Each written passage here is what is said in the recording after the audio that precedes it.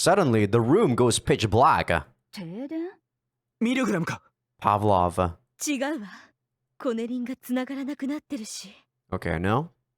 街中の明かりが消えてる。 Ryoko's right. I look out the window and see the town completely covered in darkness. In other words, whoever is responsible for this didn't mean to single out just our building. Is it a large-scale EMP strike then? But wait, equipment designed to withstand EMP strikes is down too. Milgram may be good, but not good enough to pull off something like this. Even if you were to destroy hot pipes en masse, there'd still be residual heat from all the steam running in them. Even a top-class hacker like Sue would have difficulty doing this. Which leaves us with...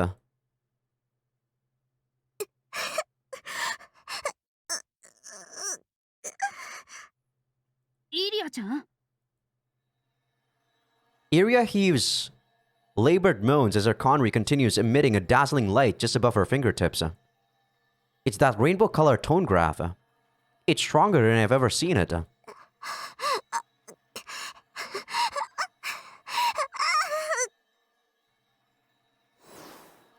The tone graph scatters its light around the room, painting our surroundings in its rainbow hue. The wall-mounted screens, the handheld devices, even the papyrus. Every single electrical appliance in the room starts pulsating with light in perfectly synchronized harmony. What's more, they aren't just getting repeatedly turned on and off. All the monitors cycle through the complete spectrum of colors. Red, blue, yellow, and so on. Every electronic device in the city has been hijacked, repurposed as a decoration. Like the sort you'd see on a concert stage. 聞こえる。聞こえる？何が？ I actually also hear something. Yeah, it's Subcon again. From every mounted papyrus, from every TV in every living room, from headphones and radios alike, from long-forgotten speaking toys, to the many broadcast speakers installed around the city. Every single device in Tokyo capable of outputting audio comes to life with a song at the exact same time. Substance concept. It has to be her. サブコンの歌。まさかサブコンがやってるのか。そう。サブコンが呼んで。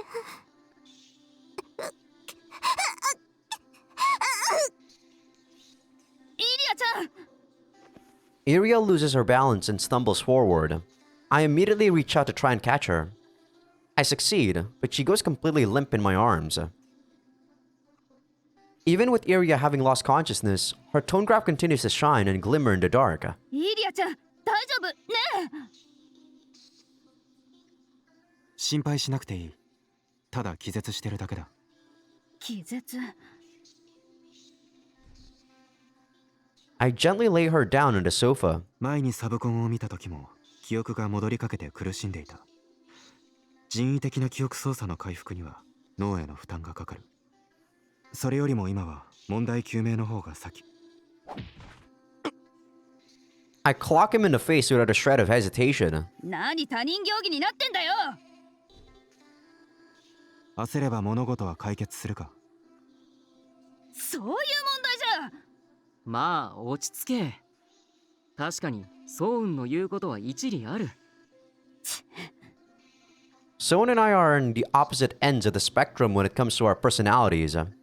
We've always had our differences. It should be nothing new to me. But it still pisses me to hell off. But why? Why am I getting this worked up? うるせえ。この耳障りな歌をやめろ。まずは状況把握だ。街の様子を。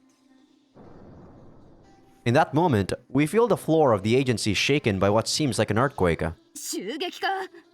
違うわ。あれは。 More pipe runners like, going down? 多分パイプランナーが落ちた音よ。All the blood draws from my face in an instant. Driven by pure instinct, I rush out through the agency's front door. The streets have been thrown into utter chaos. Every machine and electronic device has gone completely berserk. This ceaseless cacophony must be the result of every public taxi in town sounding its horn. I spot the wreckage of a pipe runner in front of the agency building. 今日は夜勤でパイプランナーの保守点検の立ち会いがあるの。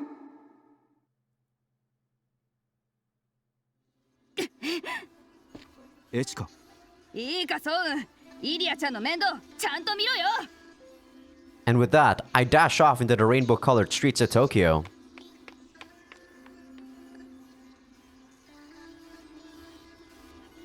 Cars running on compressed air have all stopped in their tracks. Judging by the images being projected on their windshields, I'm assuming their ROS have also been hacked. A generic operating system for use in robots, used in humanoid operating machines, pipe runners, compressed air vehicles, and more. A vital part of Tokyo's infrastructure. The public network of self-driving vehicles has completely ceased to function. Taxis all around me ignore calls from locals and instead keep blaring their horns. No way in hell I'm driving in this chaos.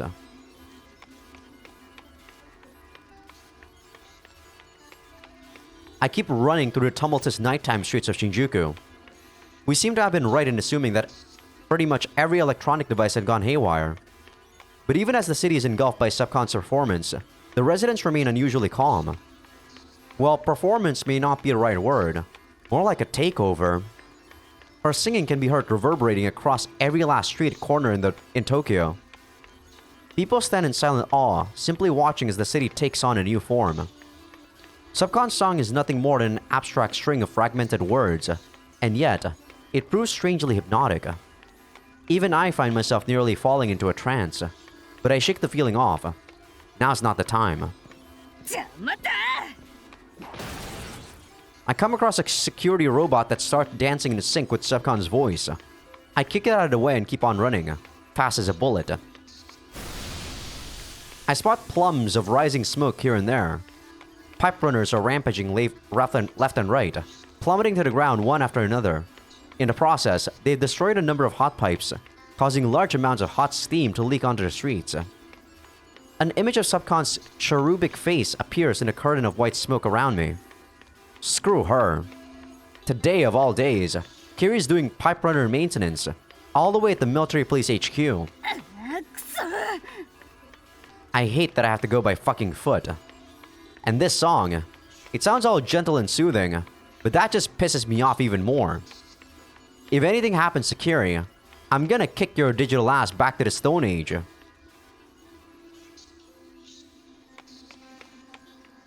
The military police HQ is similarly in a state of uproar. Its twin towers light up rhythmically in time with the music, while an image of Subcon can be seen projected onto their surface. The collective output of a large number of small-scale projectors has created a massive, mosaic-like image of Tokyo's very own virtual idol. Several police officers come scrambling out of the building near Subcon's feet. The mesh network may be down due to jamming, but that's when LAN comes in handy. Naturally, the entirety of their facilities, lights, air conditioning, even defense systems is controlled electronically.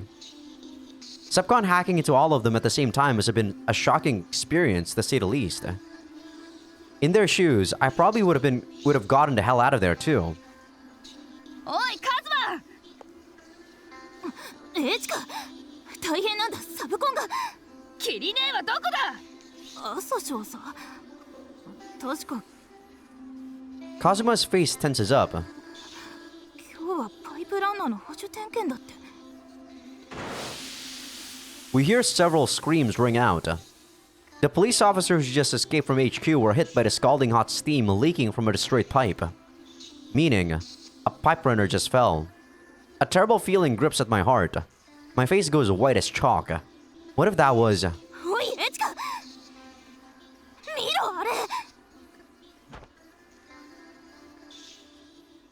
Beyond Subcon's colossal projection in a dense veil of hot steam, I spot a familiar silhouette up on one of the pipes running along the twin towers.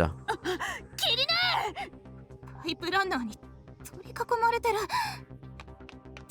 チカちょっと待った I rush straight into the main building, paying no heed to Kazuma. Just like everywhere else, the entrance hall is also under subcon's control. 邪魔。 A group of security bots block my path. They can no longer distinguish between friend and foe. Instead, they simply move their bodies in sync with the music. どけ。 Seeing how they don't even seem to be capable of properly aiming their guns at me, I just hurl the goddamn things aside and dash up the escalator leading to the second floor. Once up there, I run into another group of robots that have gone berserk. I don't have time for this shit. I quickly make my way toward the elevator hall before they can point their guns at me. As expected, all the elevators are down. 自力で上がれってことだよな。 That's like 50 stairs or some shit, holy moly.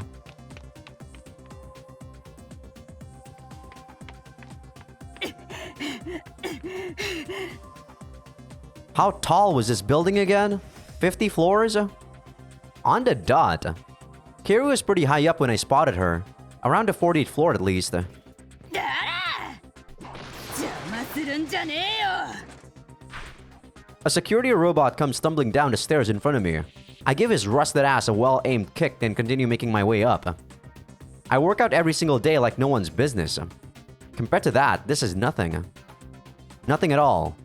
Easy peasy. Move it, Ethica. You've got 2 good legs, so use them. I've already made up my mind. I'm done having regrets. I ran away from home shortly after graduating from elementary school. The father of the X-Brain, the head of the Close Quarters Armed Martial Arts Training Unit, and the savior of Japan. My old man was the kind of father every little girl dreams of. I used to be proud of him. But then the war ended, and he came back home to Japan with an entire row of medals decorating his uniform. They say war changes people, and I guess they're right. My old man became a loathsome figure in my eyes in the span of a single day. I doubt he was ever particularly amicable as a person. But after he leveraged his wartime accomplishments to obtain a position in the military police, he became crueler and more distant than ever before. It only got worse the higher he climbed in their ranks. He told me not to trust people. He told me to use them as pawns, to trample all over them, should they stand in my way. Every time he gave me one of his lectures, I couldn't help but feel like he was also speaking to himself. At times, he taught me with words, at others with his fists. He ignored everything I said. He told me not to be shackled by fleeting emotions and to keep my eyes on the big picture, the future. I told him to piss off. Things got worse later. One day, I brought a girl up to my room and he saw us kissing. He grabbed me by the hair and threw me right out through the window. This was on the 3rd floor, by the way. Can you believe the fucker? I mean, I've been training my body pretty hard, but imagine if I hadn't. I could have died. I was prepared to kill him in retaliation. Fortunately, Kiri was there to step in between us. Otherwise, I probably wouldn't be here today. So there you have it. That's how things are between me and the old man. When Kiri moved into the military police's dorms, I took my chances and ran away from home. I could have never endured living alone with Dad. I genuinely thought I'd rather die in a ditch than stay under the same roof as him. Hell, I still do. With nowhere to go, I almost did freeze to death out there on the streets. By some turn of fate though, Ikatsu found me and brought me into his home. Ever since then, I've been a member of the Kara Suzumi Living Dead Stalker Agency. I met Ryoko, became friends with Soen and Tokitaka. They accepted me as part of their family. I'm surprised you didn't get entangled with their, like, sexual activities though, Ethica. Wait, what was I talking about again? Oh right, not having regrets. Honestly, screw regrets. I'd rather die than have regrets. But first, I gotta save Kiri, no matter what. You see, there's something very important I still need to tell her.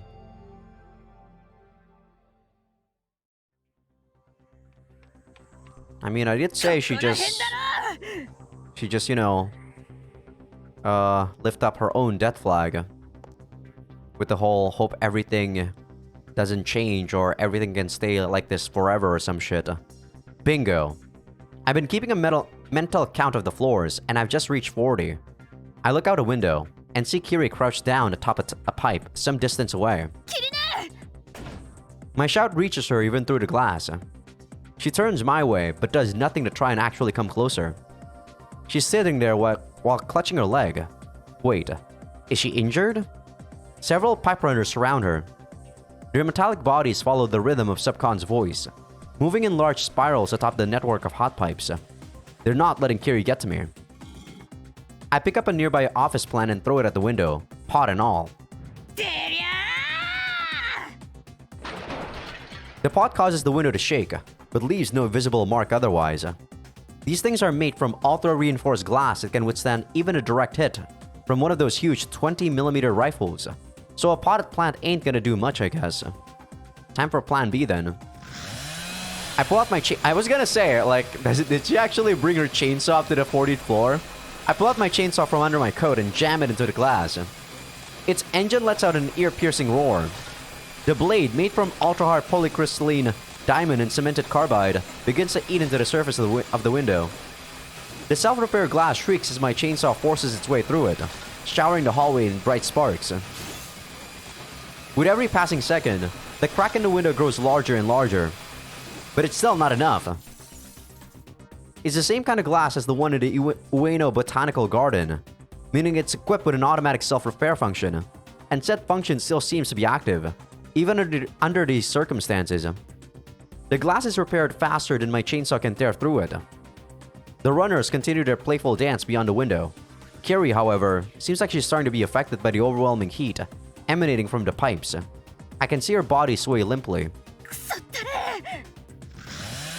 I activate Hober heat mode without so much as giving it a second thought. The chainsaw's superconducting motor starts roaring an octave higher. The sheer destructive force of the blade begins to eclipse the window's self-repair function, widening the crack even further. The glass finally breaks, but so does my chainsaw. I finish the job with a kick and leap out onto the nearest hot pipe.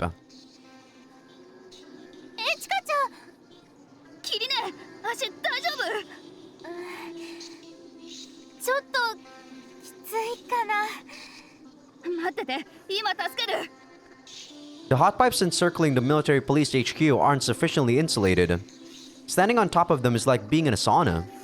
If that weren't enough on its own, the wind's also howling, and all the condensed steam has made the surface of the pipes dangerously slippery. The worst possible scenario of any sort of acrobatics. I start inching across the narrow footing provided by the pipe. Naturally, the pipe runners aren't slowing down one bit. They dance in time with the music, each machine serving as a point in a rapidly shifting geometric pattern. Personally, I'm getting really fucking sick of listening to this piece of shit song. The pipe runners move in highly unpredictable fashion, utilizing electromagnetic fields to effortlessly glide across the surface of the pipes. Trying to rush past them would be risky, to say the least. Their movements are so complex that even a single miscalculation could easily lead to my death. Having said that, the longer I spend dawdling around here, the higher the chance that Kiri might get swept up in the runner's dance.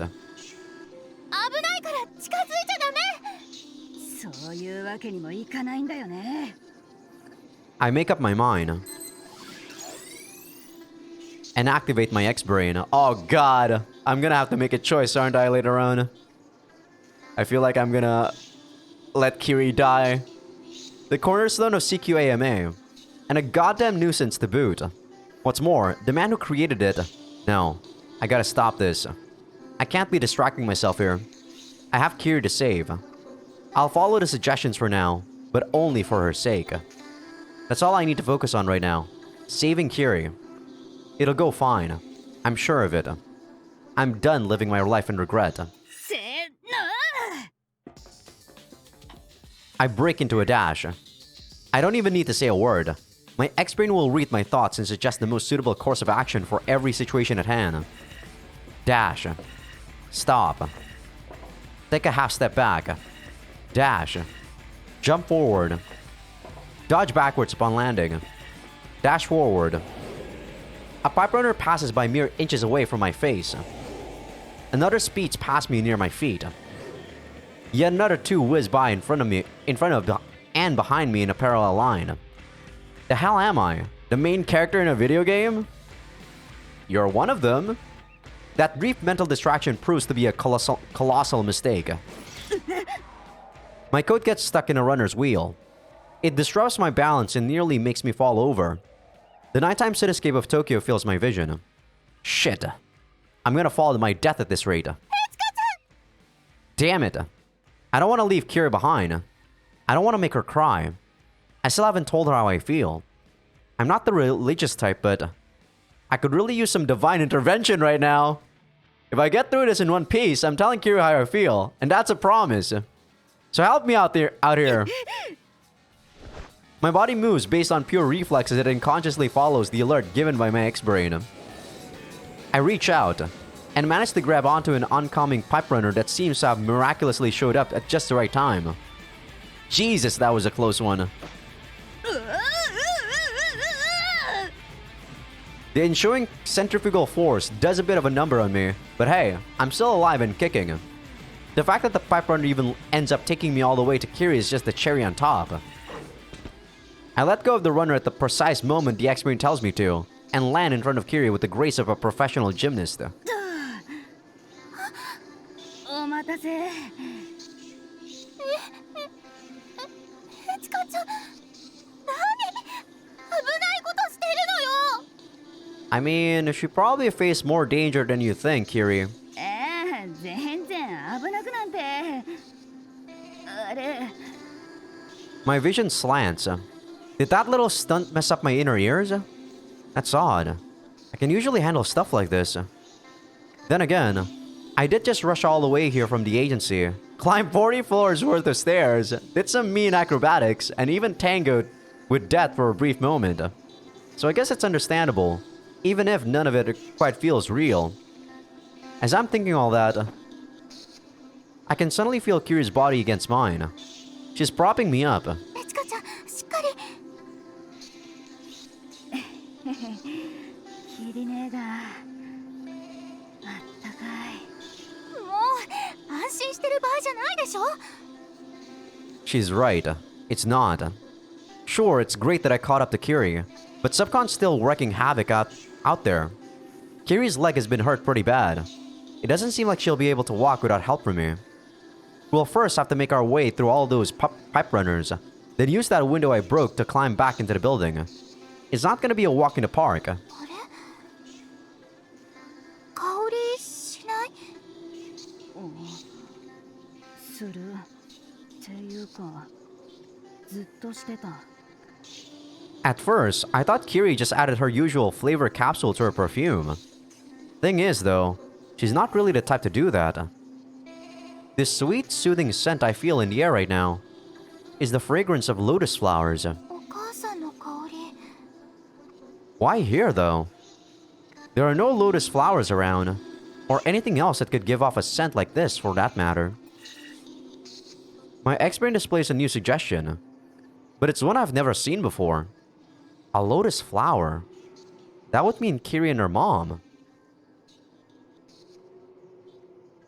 I turn my gaze in the direction the X-brain points me to. Right in the middle of the endless whirl of colors that still dominates the nighttime landscape of Tokyo.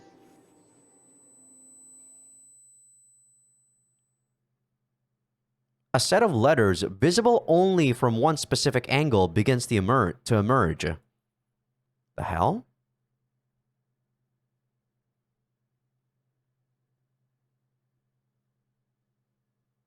Wow, that was a long scene though. I thought I was going to end the episode like after that scene, but that wasn't. That was like a 40 or 50 minute scene. Holy moly. I might just go continue on like this and split this into 2 episodes, because that was very long. I don't think I'll be able to record another... Well, technically, I guess I could record another hour and a half. It's 8:24 right now, but I'll just split this episode into 2 episodes. Because like I said, I still need to wash my bike and re-oil it. So, not the end of the episode yet. But I guess this will be where I split the episode. I don't know where I'll be splitting the episode. I might split it before we go save up Kiri. Before the blackout, I think is a good place to split the episode. Subcon's citywide interference ends as abruptly as it began. We're not sure why she did this, or why she suddenly put an end to it, but we'll have plenty of time to figure that out later. Right now, what we can do is gather information. もしもし、エチカちゃん。 I stop attending the area and turn around. I see Ryoko break into a relieved smile while talking to Ethika via her Condry. ええ、そっちは麻生少佐が骨折。でも命に別状はなさそうなのね。ハスのウテナの半座を分かつ。 Huh? これをさっきの写真に。 Still in the call, Ryoko picks up the papyrus we received earlier. She calls up a dialogue box and inputs the phrase Ethika's told her. So that's the password? They who share the Lotus Throne shall share in joy and sorrow alike. I take the opportunity to look the phrase up on my Condry. The Lotus Throne refers to a pedestal modeled after a lotus flower that the Buddha and other divine beings sit on. Sharing a seat like this with another signifies close intimacy, like that of a married couple, or a willingness to weather the hardships of life together. 通った。エチカちゃん、通ったわ。 So Subcon gave the password to us. Through very weird means, but she did give us the password. Huh. Accompanied by an outburst of light, the file embedded in the papyrus changes into something else. The new, decrypted file is titled In Memory of Azaikyousuke by Kuroshima Michiya. プリントのデータ。結構目が細かいわね。 Ryoko checks the file extension and boots up a model viewer. Just opening the file itself takes quite a bit of time. I'm assuming it's something complex and high resolution. これって8ミリビデオテープかな。それって映像を記録したりする？はい。何回か見たことありますから間違いないです。 Storage media has a long and storied history. From ultra-high density hard drives to multi-layered optical discs and now holographic cubes, people have used all sorts of different formats over the years. Looking even further into the past, we've had things like Blu-ray discs and DVD-ROMs as well. You're not gonna talk about floppy disks? As for videotapes, they date back to an era even before that. You couldn't really print this with the public printers available throughout the city. The ones they have at government offices are the latest models though, and come equipped with nanomachines and high-precision lasers. If you have all the necessary data, they can easily reproduce a magnetic tape and everything stored on it. The only problem is... ビデオデッキもプリントできるかしら？ 8mm is a pretty ancient format, so not many people these days would bother digitizing old VCRs. ネットにはないわね。 Which leaves us with only one option. Find an existing VCR and use that. What? Are you serious? Normally, that would be a challenging task in and of itself. But luckily for us, I happen to know a certain retro gadget enthusiast who could help us out. I guess we're going to that figure store in Akihabara? Oh, Kansu?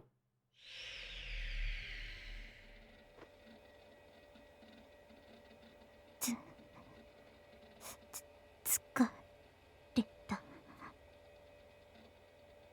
Her vision's too loud. Her hearing's too hot. The light blinds her skin. She can taste the cold. Her body still hasn't fully shaken off the effects of the synthetic drugs.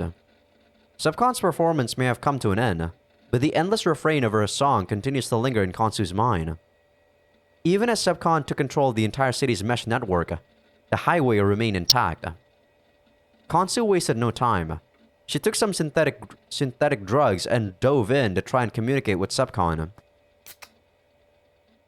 She opens a fresh can of Crazy Dragon, finding its taste to be decidedly itchy. and slowly recalls what happened on the highway. Following a trail of sweet-scented sounds, she felt the echo of a presence beyond that scalding hot flow. She dove deeper and deeper, nearly allowing her very self to be torn asunder and scattered into the digital abyss.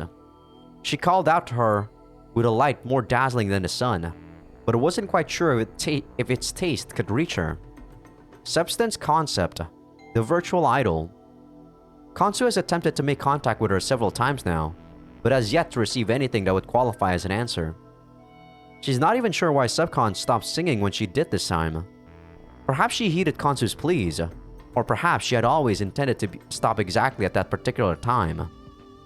Subcon's thoughts and intentions remain shrouded in a thick fog of mystery. Today's pursuit didn't prove entirely fruitless, however.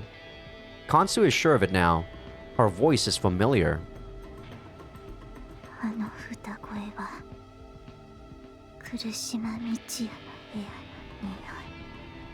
I guess she's also part of the project.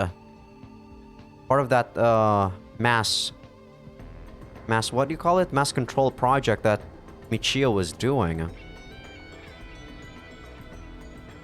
She was experimented on.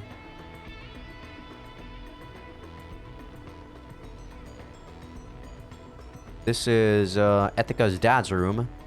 Kibanohara Hokoyasu looks out at the shimmering Tokyo cityscape from the top of the military police HQ's twin towers.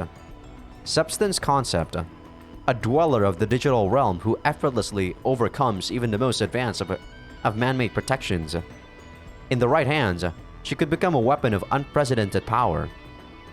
Yet the more he learns about her, the more apparent it becomes that she is not a being to be shackled by human hands.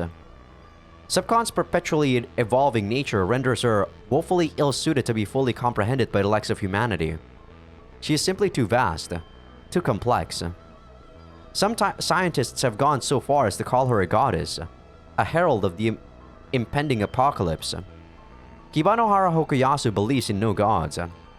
If there is indeed a hell, he's already seen it during the war, when the dead came back to life to fight and slay their undead brethren. Nothing will ever compare to the unrelenting nightmare of those dark days.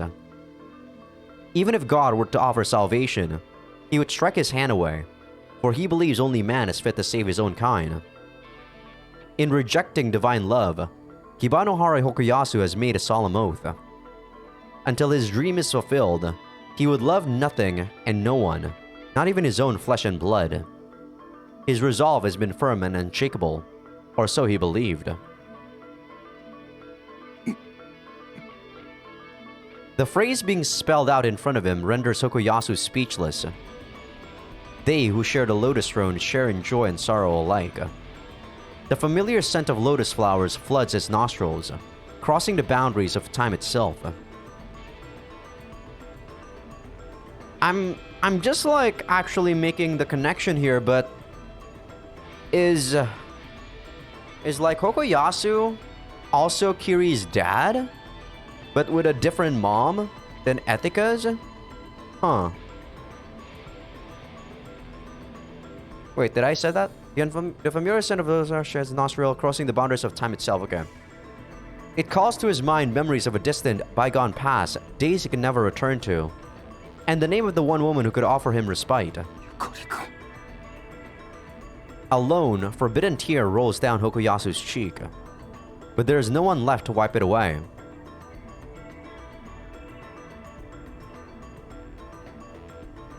Damn, we're seeing a lot of perspective from multiple people at once. And who the fuck is this? Using a hologram, Amachi Juichiro looks through the walls of his castle to gaze in wonderment at the distant, snowy outline of Tokyo. A legendary entrepreneur and premier figure in the world of military robot development, founder of Amachi Robotic Industries, a super elite who has hidden himself away from the outside world in the fortress. Behind the scenes, he runs a sextoid business catering to VIPs. Subcon's unexpected advent has transformed the gray metropolis into a large-scale stage floor decorated with multicolored lights. His own castle, of course, is no less a bastion of beauty. Known only as the Fortress, it is a grand amusement park Juichiro has poured every last drop of revenue produced by Amachi Robotic Industries into.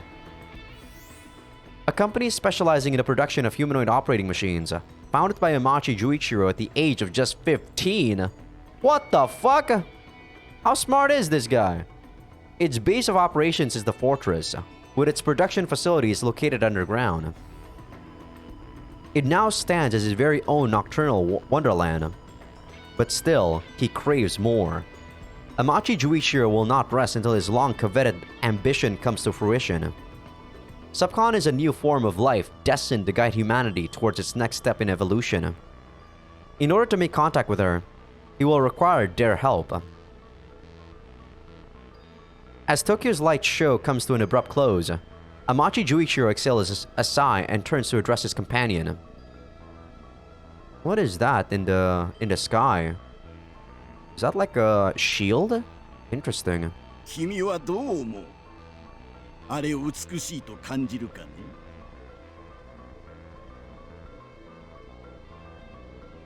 もちろんです。 Is this a sexoroid? The answer comes from a high-spec mechanical doll whose very existence is clear proof of humanity's vast technological advancement. She stands solemn and somber, like a maiden mourning a lost lover. It is clear that she is fundamentally different from the countless sexoroids Amachi has created over the years. Her name is Azaikyousuke, a humanoid operating machine who serves Amachi Juichiro in the fortress, notably more human in comportment than any other robot in the facility. The link between man and machine. There's one other who shares the same role, Hagio Iria. However, she's no longer here at the fortress. She went missing about 1 week ago. See, I knew it! Hagio Iria is a machine, right? I told you. She's an AI that got herself a body. So she actually got taken from here, and Juichiro had her.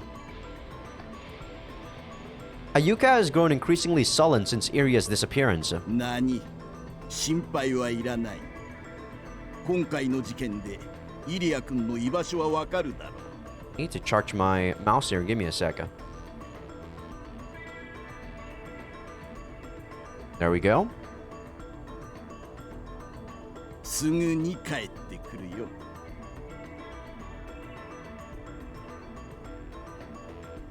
Yeah, this is showing us like super multiple perspectives of different people. Something big is gonna happen, isn't it? Tokyo has lost its rainbow luster. After listening to her subordinate's report, Sophia Kawarazaki turns and addresses him with a smile on her face. でかした。すぐに手を打て。現在、木場野原少将に交渉中です。 Do we know who this is, or do we not know who this is yet? 明日中には手配できるか。よし。しくじるなよ。は。 Is this just like her subordinate or something, or is he a main character? Does he have a name? Visibly satisfied, Sophia watches in silence as her subordinate exits the room. I guess he doesn't have a name. His sprite is very detailed though, so I assume he's gonna be quite important later on. The hollow screen above her displays a bird's eye view of Tokyo, as captured by one of the few remaining satellites that survived the war. It recorded the mesh-like pattern blanketing the rainbow-lit city. Sophia then brings up an image of a VR program created by Hagio Iria, the girl the suicide wannabes named in their video. Subcon's voice responds to Iria's Midnight Shores. In other words, the song and the VR program, two otherwise separate works of art, form a collaboration of sorts. The evidence all points in one direction. Hagio Iria and Subcon have established mutual understanding and communication. I'm telling you, both of them are AIs. Subcon just doesn't have a body yet. Tokyo has been plunged into chaos. Milgram realizes that the appointed time has finally come. No longer alive, but not quite dead either, Tokyo prolongs its existence in rotten ambiguity. but that too will soon come to an end. Will they choose life, death, or something else entirely? 決着をつけよう長岡 His voice, all but a whisper, is soon swallowed by the profound silence of the night.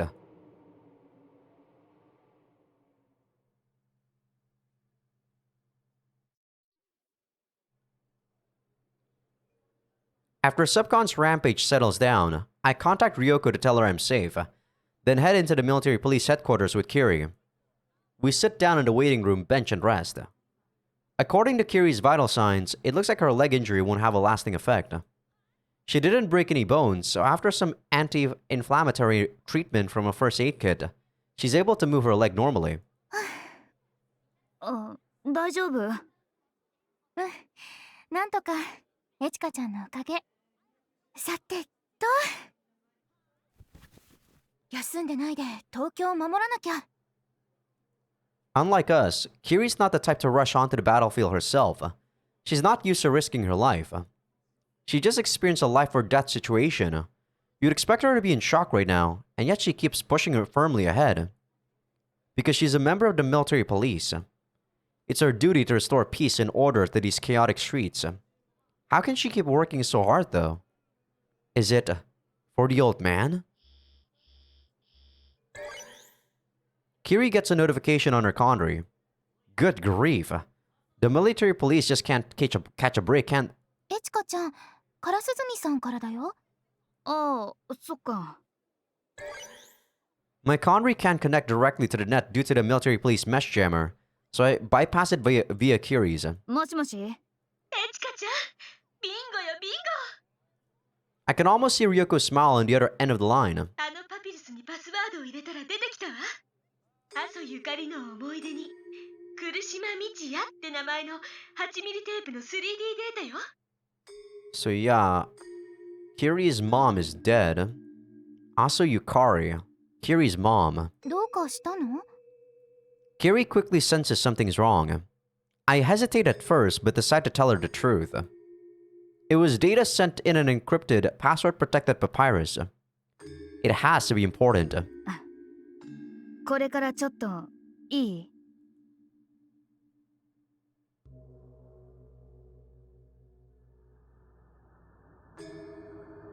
Tokyo is in a state of chaos in the aftermath of Subcon's rampage. The more society relies on specialized technology for its infrastructure, the harder it's hit by disruptions in the system. The automatic vehicle network has yet to be restored, and thus we come across countless traffic jams throughout the city, something unthinkable under normal circumstances. If we weren't one of the military police's grey chameleons, we'd be having a much more difficult time getting around right now. Its adjustable legs allow it to easily pass over stopped cars, and perhaps more importantly, everyone makes way for the military police. We're able to move through the chaos surprisingly smoothly. We're maybe even going a bit too fast for my liking. It's been a while since Kiri and I last rode in a car together, hasn't it? I sneak a glance at the driver's seat, where Kiri is gripping the steering wheel. Since we're in a state of emergency, she's manually controlling the car. Her expression is stern as she navigates through the congested traffic. Come to think of it, I don't know much about Kiri's mom. キリママってどんな人だった？そうね。私も小さくてあまりよく覚えていないけど、強い人だった気がするかな。もしかしてマッチョ？そうじゃなくて。 Kiri's expression loosens up a bit. 信念があって絶対に折れたりしない、そういう強さかな。普段はすごく優しいんだけどね。 Ah, I know what you mean, Kiri. I know someone just like that. And that person also happens to like Lotus flavor capsules. We arrive at the hyper ghetto. Even display seems a little shaken up by Subcon's little performance. Impressive in a sense, given how cutthroat the residents usually are. The agency's coil account is parked out in front of the store. We park the military police strider next to it and enter Snowbound Nirvana.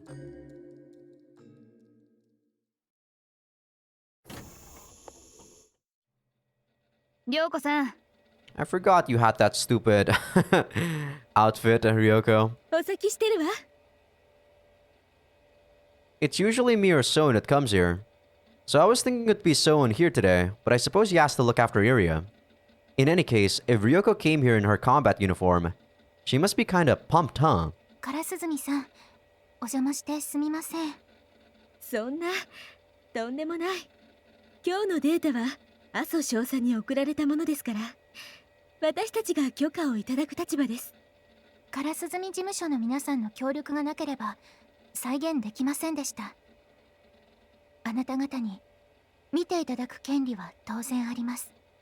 それに Kiri's facial expression clouds over. 何が出るかわかりません。皆さんにいてもらった方が心強いです。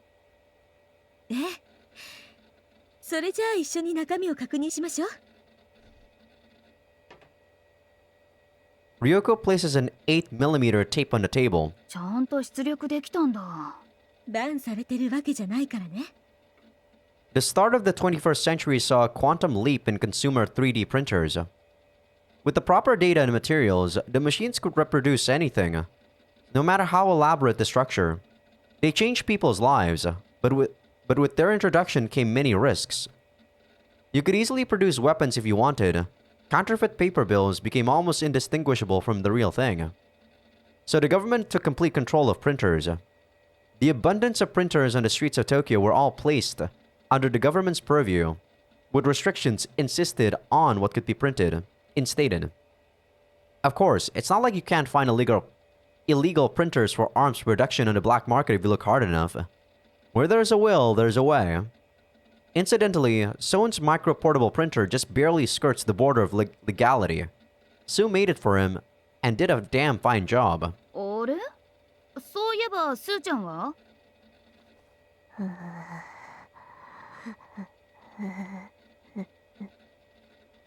I don't think she's okay. うわ、いた！ Sue's on the ground, hugging the fridge she usually keeps at her feet. She's clearly not all there. Several empty cans of Crazy Dragon litter the floor. 生きてる？かろうじて。 On closer inspection, there's empty bottles of synesthesia on the floor too. Subcon's rampage must have taken quite a toll on her. She's probably still reeling from all the drugs. 敵はあっち。 She points an unsteady finger to a shelf in the corner of the room. There's a tangled mess of wires in the wall, some playback decks I've never seen in my life, and a huge array of CRT TVs. これ？それはベタマックス。 I have no idea what that is. これ？それは VX。 Also no idea what that is. これ？それはカートリビジョン。 Yeah, I don't think I'll ever know what the hell these are. They all look exactly the same to me. Whose big idea was it to make so many conflicting formats just for playing videotapes anyway? Pisses me off. でもほら、これ無理やり押せば入る。ダメ。私が行く。 Sue slowly staggers to her feet like a living dead. Look, I was just kidding. But she's glaring at me so strongly I can't tell her that. These are treasures of a bygone century that Sue collected from all across Tokyo. They are original antiques, not 3D printed replicas. They'd sell for a fortune in most fortunate times, in more. Sue's insistence on a store location in the hyperghetto of all places is probably for similar reasons. In Akihabara, there's actually a very antique store that sells, like, super retro stuff. So I guess some people in Akihabara are still very much like Sue here. very into retro stuff. じゃあ再生するよ。 The tape goes in with a retro mechanical sound. The deck's motor whirs up as it starts playing the video. I turn my eyes back to the antique CRT TV. The screen's the same color as the Tokyo sky.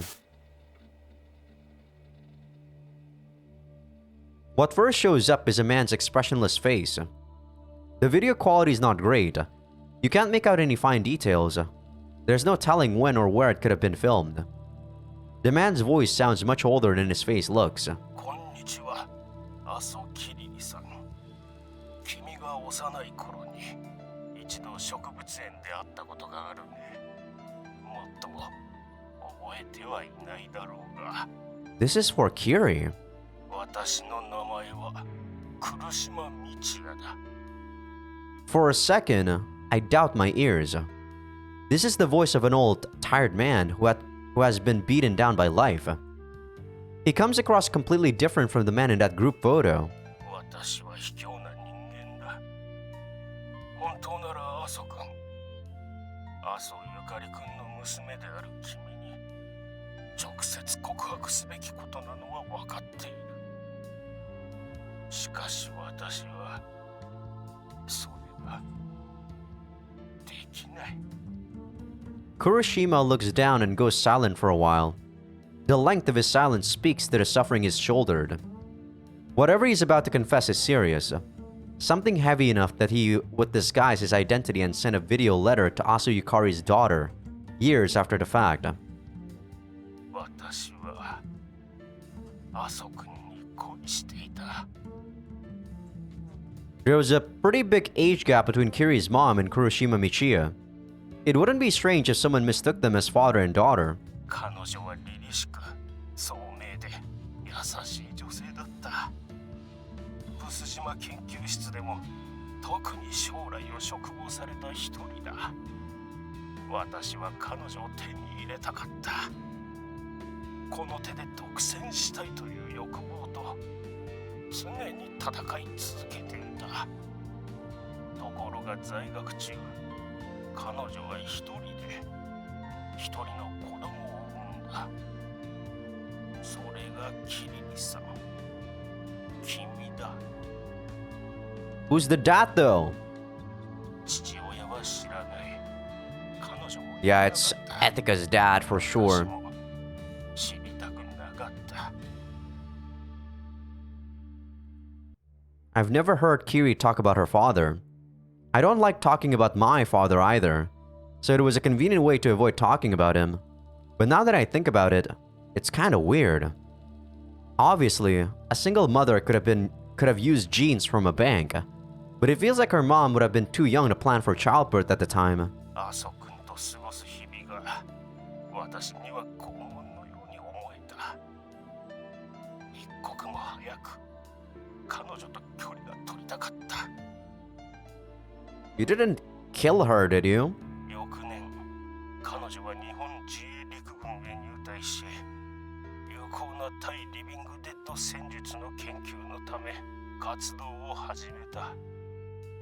私もそれを機に池袋 CPC へと移籍した。遠く離れれば彼女を忘れられると思った。そして実際、研究に没頭した私はそれができかけていた。あの破滅の日がやってくるまでは。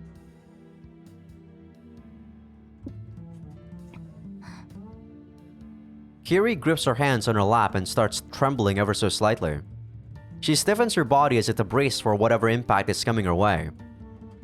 死体に作用し空気感染するレムレースガス。実験中にそれが漏れ出し、阿蘇君はリビングデッドに襲われた。 Lemur's gas?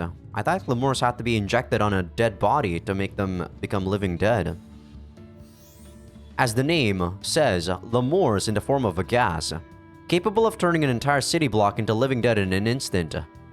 Developed in secret during the Sino-American War by the US Army and Tokyo University, but never put into use in the field.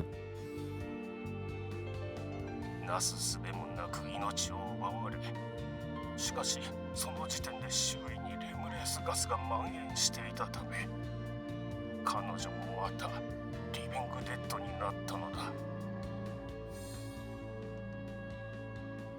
Huh. So it's not in the Ikebukuro CPC, but he saw this happen to Aso, Yukari, somewhere. そんな。 I've heard that Kiri's mom died during an experiment at the University of Tokyo, but I didn't know she became a living dead. 刻一刻と失われていく阿蘇くんの感情。聡明だった彼女が少しずつ彼女らしさを失っていく。 I thought she enlisted somewhere else. Was she still working with you while she enlisted somewhere else? What the fuck? 私にはそれが耐えられなかった。ただゆっくりと死んでいくなら、いっそ私のこの手で彼女を殺してやろう。殺して永遠にしてやろう。 What? 思ったのだ。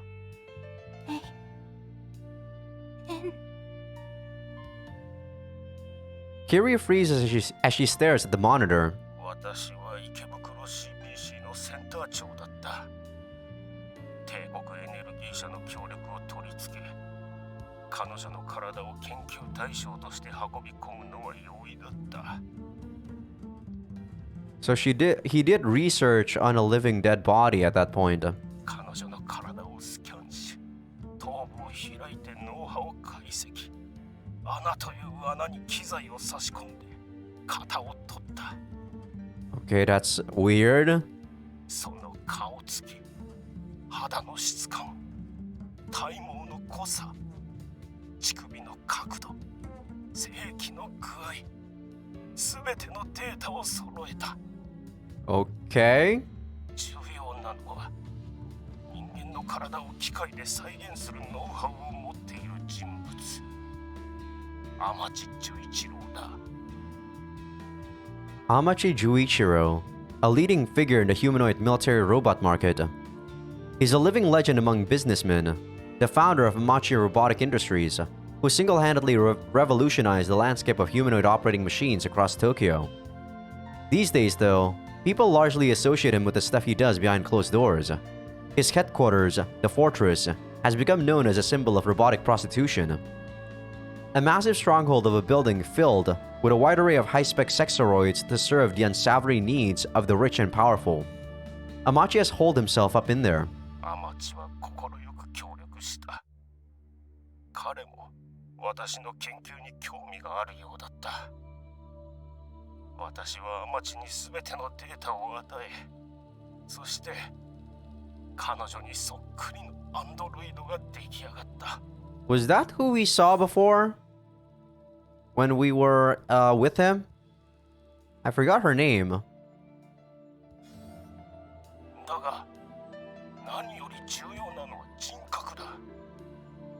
感情が失われたロボットでは意味がない。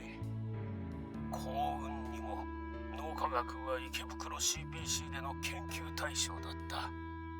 ノウハウは蓄積され、あとは実地試験を待つだけだった。 So yeah, right, putting an AI into a sexoroid body, right? 私は今まで手に入れた全ての研究成果を駆使した。隠し部屋にこもり、それまでのデータを応用し、来る日も来る日も、まるで熱に浮かされたように作業を行い、そして完成させたのだ。人間の意識を宿したヒューマノイドオペレーティングマシン、ソリアユカを。 Yeah, Sori Ayuka was the one we saw with Juichiro. 私のものにできる阿蘇ゆかりを。 She did look fairly similar to Yukari. Sori Ayuka, spelled out, it's an anagram of Aso Yukari. 私はした。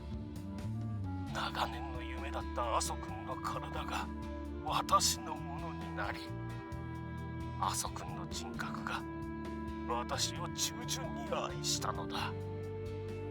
私は当然のようにあゆかに溺れた。もちろん阿蘇くんを知っている人間に見られてはまずい。だから私は彼女をかくまった。池袋 CPC の6階、私しか暗証番号を知らない隠し部屋。ハスの香りに満たされたそこは私とあゆかの秘密の園だった。 He's probably talking about that room we found, with all the medical records scattered about. I do remember smelling the scent of lotus there. だが永遠に隠し通せる秘密などこの世には存在しない。ある日私の世界が壊れた。どのような経路が元かはわからないが、ソリアユカの情報が外へと漏れ出したのだ。It's probably Juichiro, let's be honest. He was the one who leaked it too. 私の研究の集大成を帝国エネルギー社は欲していた。死者の命をもてあそび、私利私欲のために施設を利用した。私は糾弾され、池袋 CPC を追放された。だが命に変えてもソリアユカは守らなければならなかった。彼女を単なる研究対象としてはならなかった。 Let her be used? I see that typo. そこで私は多少の条件と引き換えに彼女を天地十一郎へと預けることにしたのだ。今ソリアユカはザ・フォートレスにいるだろう。 The Sexoid theme park where Amachi Juichiro lives. He has flocks of sexoid prostitutes offering unbeatable pleasure at unaffordable prices. Apparently, his clients include several influential politicians and businessmen, and as a result, information management is strict, with security rivaling that of Tokyo Megafloat. For example, they went out of their way to install a landmine phone system for the sake of valued customers who absolutely have to contact the outside world. Hiding a single android there would be no problem at all. 阿蘇きりみさん、私はこれから姿を消す。帝国エネルギー社の追っ手に震えながら人との交わりを避け、ひっそりと死んでいく。私は明晰な頭脳を持ちながら人間の理性を持てなかった。獣のような人間だ。畜生にも劣る所業をした。罰は受ける気でいる。 You say that, yet you're hiding away, trying to die alone. 阿蘇きりりさ、君は私を憎んでいるだろう。それが私にとっての正当な罰なのだ。だがもし君が母親に会いたいと願うなら、私が殺した阿蘇ゆかりの魂に触れたいならば、ザ・フォートレスを訪ねてください。 This must be Kiriri's, route. There's way too much stuff detailing with her, and not enough stuff with Iria. As he squeezes out those final words, the video cuts out. Static fills the screen. Like, what he's saying is important, but it doesn't involve anything about Iria. Only the fact that he does some experimentation in Ikebukuro CPC. Kiri slumps into the chair, unable to process what she had just seen.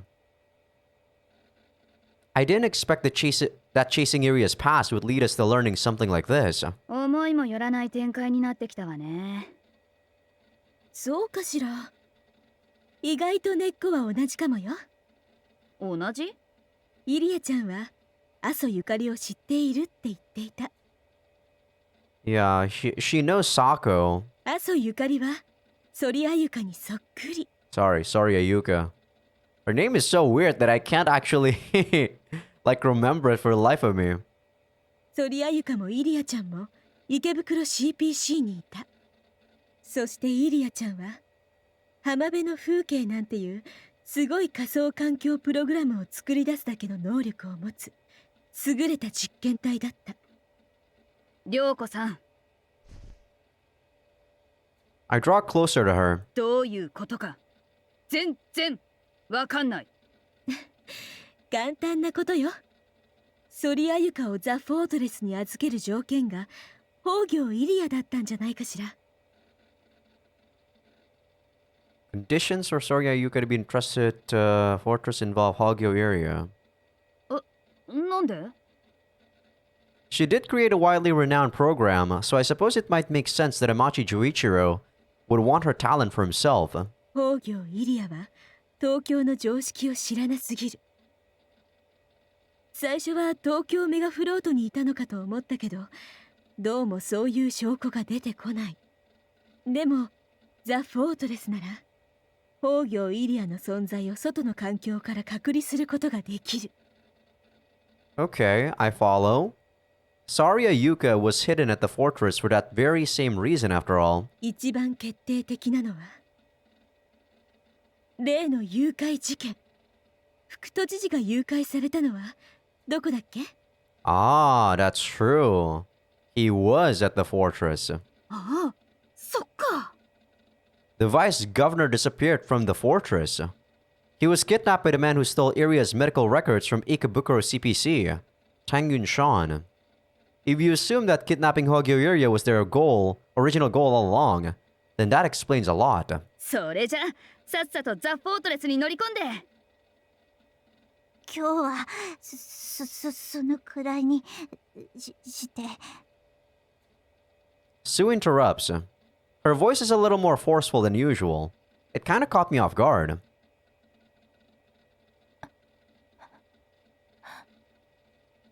Kiri continues staring at the ashen TV monitor, her face pale.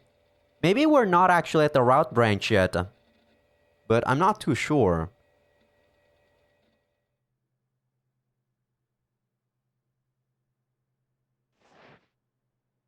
Kiri ね、ちゃんとまっすぐ家に帰ってね。 But we have been in, like, Ethica's perspective in a long time, though.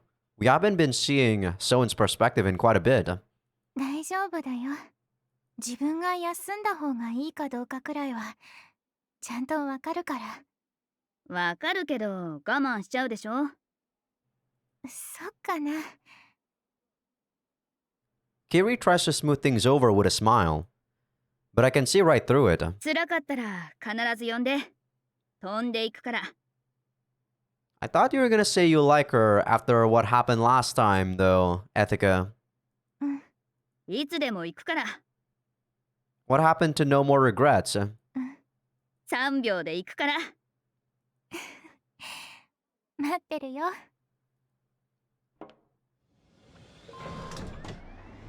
Kiri boards the Greek chameleon. What she probably needs the most right now is the time to sort through everything she just saw. I really hope she goes straight home, without stopping by the workplace. どうして送っていかないの？私はキリ姉を尊重してるから。とか言って怖いんじゃない？ I think it might be that, yeah. もう、涼子さん意地悪言わないでよ。 I try to dodge the question, but Ryoko isn't having it. 後で後悔しても手遅れよ。 Yeah, I feel like we are in, like, Kiri's route, because, like, whatever happened to, like, Mitsumi, we didn't even see anything after we joined forces with her, right? Maybe stuff will happen once we find Milgram, but we really haven't seen any scene with her yet. 生きてる時間は限られてるんだから。 Huh? I didn't expect Ryoko to push the issue this much. Is it just me? Or does she seem different compared to usual? I rack my brains trying to figure out how to answer when suddenly I noticed something strange. There are tons of red dots all over my body.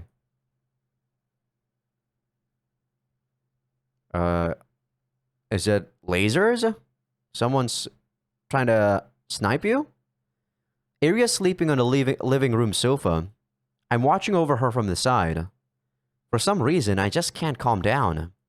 It feels like something has changed since we first met. Something important. おい、ソウン。 Tokitaka calls out to me after finishing up his nightly training. そろそろ寝ないのか？イリアのそばにいるよ。そうか。 Tokitaka nods, but he doesn't head upstairs. なんだ、時高。現代の人間の平均睡眠時間は7時間2分だ。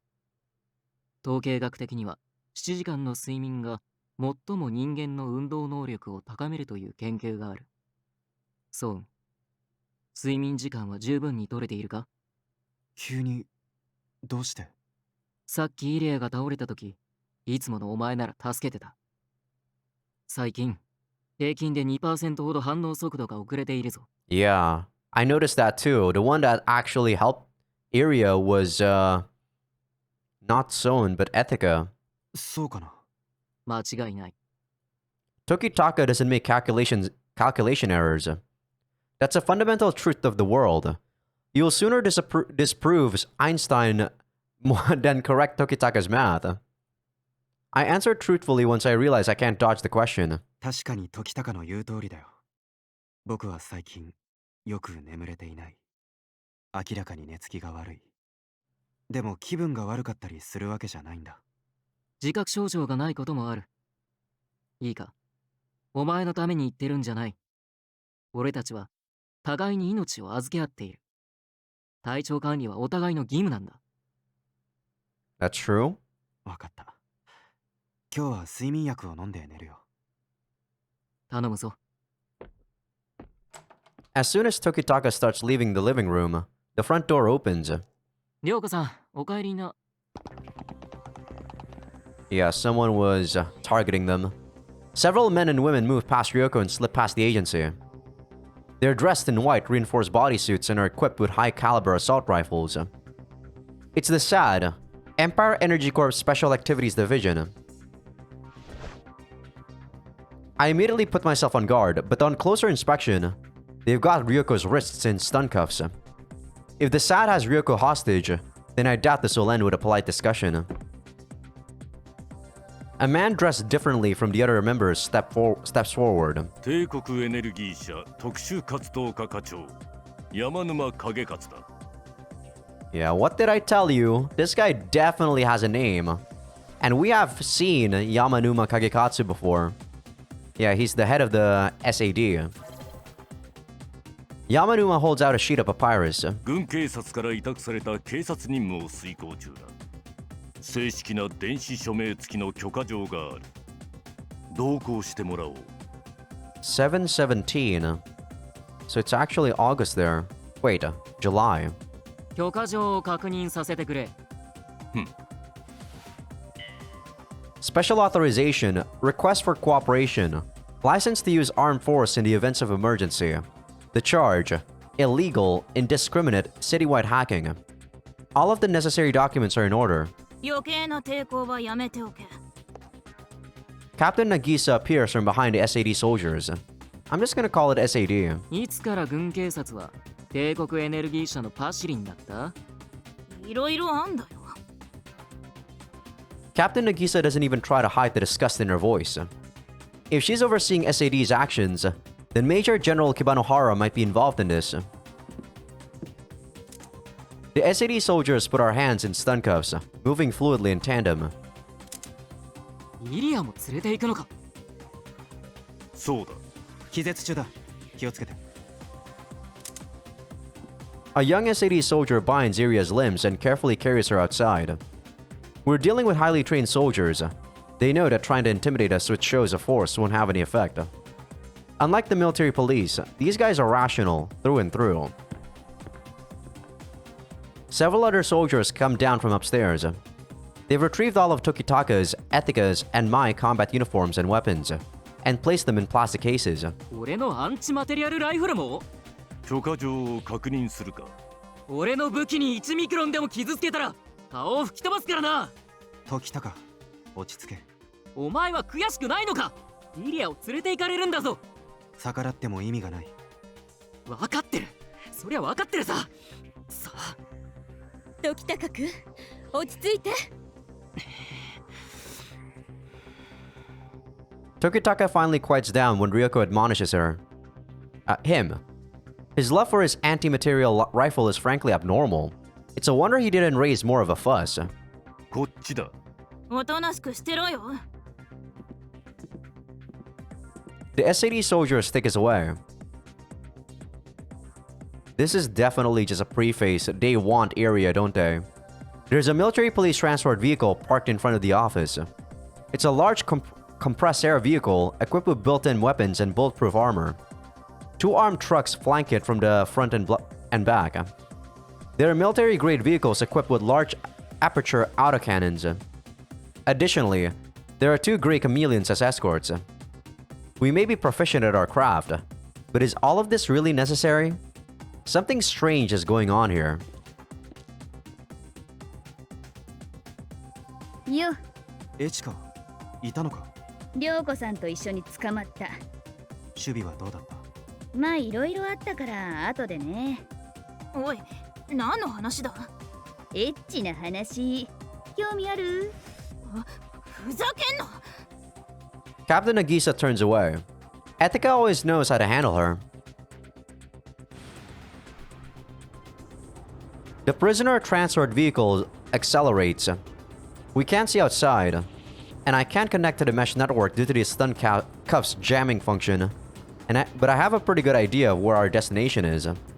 Judging by the swing of the vehicle, we must have gotten onto the Shuto Expressway. We're probably heading towards the Bay Coast. We may even keep going straight to the off-limits artificial island in Tokyo Bay, the Tokyo Mega Float. If the SAD paid us a personal visit, then the situation must be serious enough to warrant that much. 立て。どうして。身体検査が必要だ。Yamanuma's holding a fine needle. The pointed tip of the needle has a narrow groove in it. It's a peculiar sort of torture device.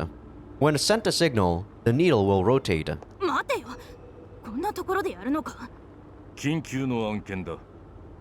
Captain Nagisa must not been informed about the body search, as she frantically cuts in. But Yamanuma calmly proceeds. If we are going to the Mega Float, then they do need to perform a body search on us. In this field of work, there are more people hiding weapons inside their bodies than you might think. But what's more important than checking for weapons is checking if we're really living humans. With enough time and effort spent on a fresh body, a hi-fi living dead can be made to be indistinguishable from a living human, at least externally. As living dead stalkers, we have training and experience. The aversion towards reproductive behavior varies greatly from person to person. The most effective way to accurately distinguish a hi-fi living dead from an authentic human is torture. Without emotions, living dead invariably have a weak response to pain. Judging whether or not someone is human is simple if you use torture. No matter how well you can imitate human reactions, nothing can quite reproduce a genuine reaction to torture. All that said, not even I can hide my mental strain. 脳内インプラントは切れ。埋め込んじゃいない。As a living dead stalker, I have a high tolerance for pain. But that doesn't mean I've taken measures to block it out completely. Numbness to pain can lead to delayed reaction times. I'm simply better at putting up with pain than the average person. That's all. Yamanuma approaches. Insertion of needles under fingernails is simple, but effective form of torture with a long history. He places the point of the needle against my index finger. The sharp needle will bury itself between my finger and the nail. And once inside, it'll rotate, causing unbearable pain. Yeah, for sure. What the fuck? This is some fucked up shit. なんだ。人がたくさんいます。映像。A hologram monitor activates, displaying the feed from the vehicle's front camera. Huh. I mean, I don't think we're living dead. but I'm not sure. A hologram monitor activates, displaying the feed from the vehicle's front camera. What we see is a huge crowd of people blocking the road. The fact that they did this means that they're trying to not show that Son is human, right? Not all of them are simply blocking our path of their own volition either. Some people are being forcibly held against their will. I mean, I personally don't believe that Son is a living dead, and if they're trying to make the player or the reader seem to think that Son is a living dead, that might be a red herring. But we'll see, I suppose. Human shields, a war crime banned by international law. リビングデッドだ。進め。ふざけんな。 Captain Nagisa leans forward and grabs at Yamanuma. 子供もいるんだぞ。わかってんのか。9割方ネクロマンサーの自作自演だ。残りの1割は決めつける根拠は。責任は私が取る。これは最優先事項だ。だったら市民を殺す許可書を見せやがれ。今すぐな。 Captain Nagisa shoves a pistol in Yamanuma's face. She may be a quick-tempered hothead, but she's a quick-tempered hothead who sides with the people. I can vouch for her in that regard without a doubt. With the gun pointed at his head, Yamanuma furrows his brow in annoyance and gives his order to the SAD soldier. すぐにリビングデッドを押しのけろ。発砲も許可する。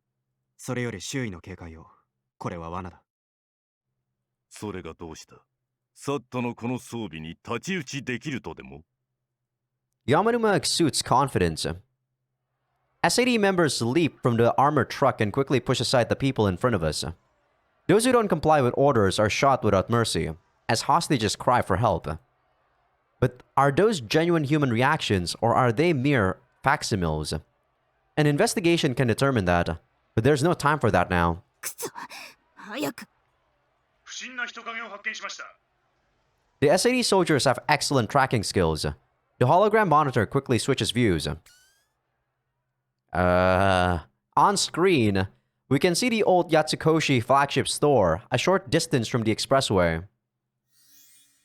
The ruins of what was once one of the largest shopping malls in Tokyo.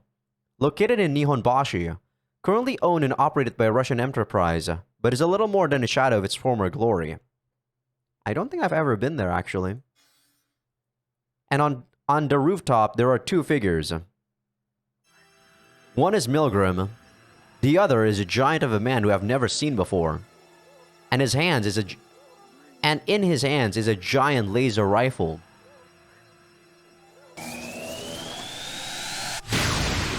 He fires a heat ray. Instantly, a cloud of white smoke envelops the surroundings. The laser rifle's beam breaks every hot pipe in its path. And not just hot pipes. The entire overhead structure of the highway is cut in two.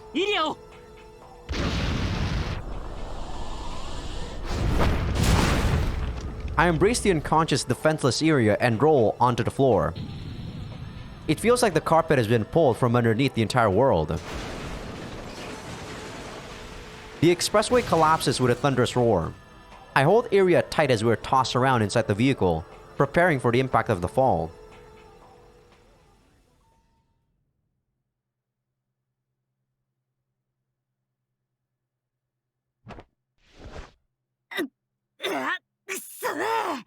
Okay, this actually is not like 3 hours yet, but I don't think I can continue where we are right now. If I continue, there's no way I'm gonna be able to stop within 6 minutes or like 15 minutes. I will definitely try to continue until like the event with Milgram is done. So for my sake, I will most likely be ending the episode right here. Tomorrow though, tomorrow is going to be this instead of the usual rants episodes. I'll be doing 3 episodes of this instead, I think. Or maybe I'll do this like on Tuesday. We'll see. Oh no, Tuesday I have to go with my friend. But yeah, damn, I gotta end it right here. This is such a cliffhanger though. Not just for you guys, it's actually a cliffhanger for me. Tomorrow I will for sure like make more episodes of this. Oh my god. But yeah, I hope you guys enjoyed the episode. Give this video a like if you guys like it. Sub if you guys haven't. Patreon will be getting these episodes early access along with every 8 scene uncensored, though there are no 8 scenes on this 3-hour recording session. But with that, I hope you guys have an enjoyable day, enjoyable night, enjoyable whatever it is at the part of your world you're at. And I will see you guys in the next episode.